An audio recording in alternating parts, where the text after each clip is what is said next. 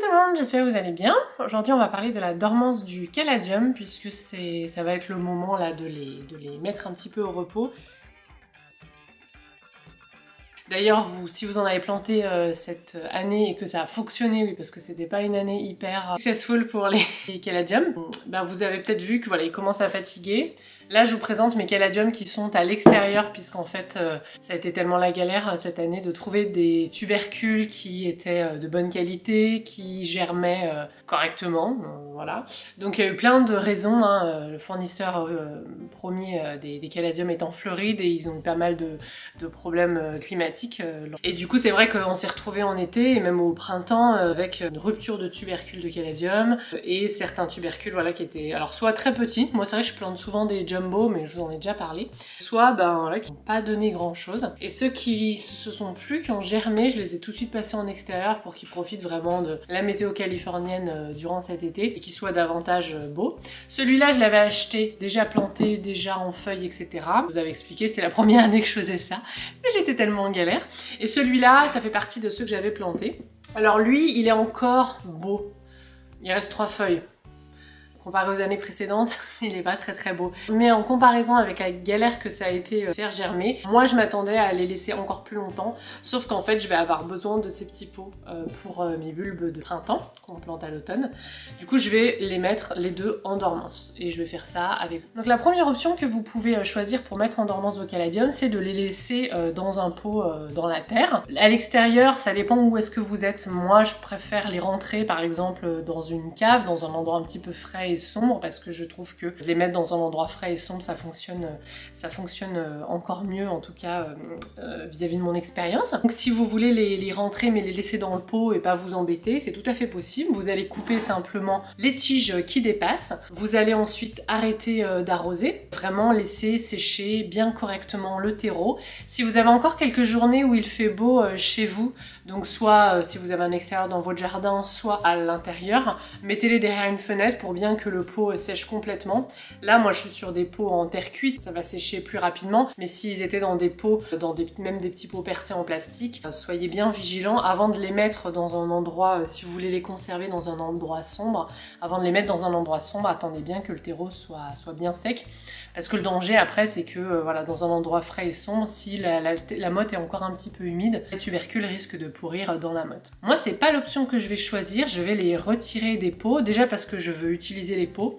Je fais ça toutes les années parce que avant, quand j'avais pas d'extérieur, mais là ça va être le cas aussi cette année, mais je manquais vraiment de pots et de place, donc je les retirais. Et en plus, je trouve que le deuxième avantage, même si c'est un petit peu plus de travail, parce qu'il faut retirer le tout des mottes, c'est qu'on peut vraiment surveiller correctement la sécheresse du tubercule, c'est-à-dire qu'on peut les enlever, donc tout simplement de la motte, on les retire, on les nettoie un petit peu, on enlève un petit peu la terre. On va les faire sécher pareil sur un rebord de fenêtre ou à l'extérieur, un côté où il y a un petit peu de la lumière ou peut-être un peu de chaleur l'après-midi s'il y a un petit peu encore de soleil à l'automne, certains après-midi. Et une fois que vraiment le tubercule est quand même bien sec, là on peut ensuite les mettre de côté. Donc moi je les mets en fait tout simplement dans un petit sachet. Je rajoute souvent de la perlite pour que ça capte un petit peu l'humidité s'il y en a encore. Mais si vous avez du paillis, des petits copeaux de bois, si vous avez paillé par exemple vos mottes de vos pots cet été pour lutter contre la sécheresse, je pense notamment si vous aviez un petit balcon ou un accès extérieur, et utilisez ça, ça fonctionne aussi très bien. Et n'oubliez pas de mettre le nom de vos caladiums, quoique moi souvent par flemme et parce que je veux que les choses soient faites vite, je mettais tout ensemble et ensuite l'année d'après je faisais un petit bouquet tout mélangé, c'était joli aussi, ça m'allait bien aussi. Mais voilà, si vous voulez être consciencieux à ce moment-là, que vous avez la motivation de le faire, et votre vous-même de l'année prochaine vous remerciera. Et ensuite on peut les stocker dans un tiroir ou autre. C'est vrai que c'est pas mal d'essayer de... En fait, ce qui se passe souvent, c'est que s'il fait encore chaud et très lumineux, peut-être qu'ils peuvent se remettre à germer. Moi, ça m'arrive de temps en temps de sortir des anciens tubercules qui ont commencé à germer. Alors, c'est pas très grave, puisque souvent ça arrive à partir de février-mars. Donc ça va, le printemps va bientôt arriver.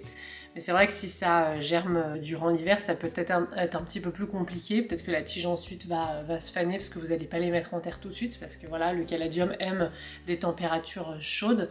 Pour germer, il a besoin de 23-25, c'est pour ça que souvent on les démarre un petit peu en intérieur si on va en profiter dès le début de l'été. Mais c'est vrai que voilà, le danger numéro 1, ça peut être de faire pourrir le tubercule de caladium. C'est le même danger lorsqu'on les plante en terre au printemps et qu'on veut les faire germer, je vous en parle souvent. On peut avoir le même problème lorsqu'on les retire de la motte et qu'on essaie de les faire sécher pour les conserver pour l'année d'après. Donc voilà, soyez bien vigilants à ça. Je trouve que le fait, le deuxième avantage qui est de gagner de la place, de les retirer du pot, c'est aussi le fait qu'on peut les surveiller plus facilement, surveiller le séchage plus facilement avant de les mettre de côté, plutôt que de les laisser en terre. Mais c'est une possibilité qui fonctionne. Si vous avez vu mes anciennes vidéos, j'ai toute une playlist dédiée au caladium. J'avais fait aussi une vidéo lorsque j'ouvrais mes anciens tubercules que j'avais mis de côté. Ça se passait plutôt très bien. Peut-être que sur une dizaine, j'avais une ou deux pertes où vraiment j'appuyais, c'était tout mou parce qu'en fait ça avait vraiment pourri. Sinon tout le reste, ça avait bien conservé puisque j'avais simplement fait attention qu'ils soient bien secs avant de les mettre de côté. Bah, écoutez, voilà pour cette petite vidéo rappel de la dormance du caladium. J'espère que ça vous aura servi ou qu'au moins ça vous aura diverti. Dites-moi si vous avez mis en dormance vos caladiums déjà, si vous avez eu du succès cette année, parce que c'est pas le cas de tout le monde, c'était un peu compliqué. Dites-moi si vous les avez mis en dormance, si vous les avez laissés dans des pots directement, si vous avez l'habitude de faire ça et ça se passe bien, ou si d'habitude vous les enlevez de terre aussi également comme moi, soit par souci de place, soit parce que vous voulez vraiment surveiller qu'ils soient bien secs avant d'être mis de côté. Et bah écoutez, je vous dis à la prochaine vidéo.